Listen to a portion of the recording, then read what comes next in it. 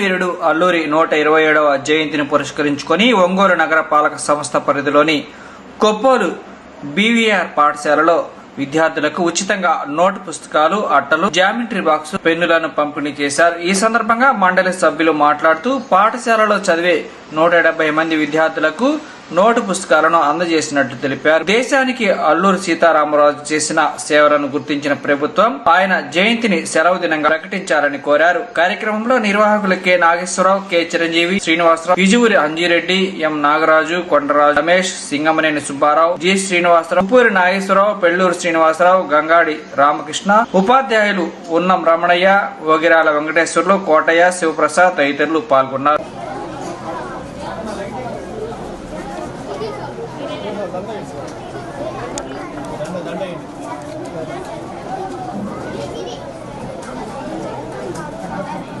జోహార్ అల్లూరి సీతారామరాజు గారు, జోహార్ అల్లూరి సీతారామరాజు గారు, జోహార్ అల్లూరి సీతారామరాజు గారు, అమర హే అల్లూరి సీతారామరాజు గారు, అమర హే అల్లూరి సీతారామరాజు గారు, అమర హే అల్లూరి సీతారామరాజు గారు. అల్లూరి సీతారామరాజు గారు ఆశయాల్ని, అల్లూరి సీతారామరాజు గారు ఆశయాల్ని, అల్లూరి సీతారామరాజు గారు ఆశయాల్ని వందే మాతరం, వందే మాతరం, వందే మాతరం, జై హింద్.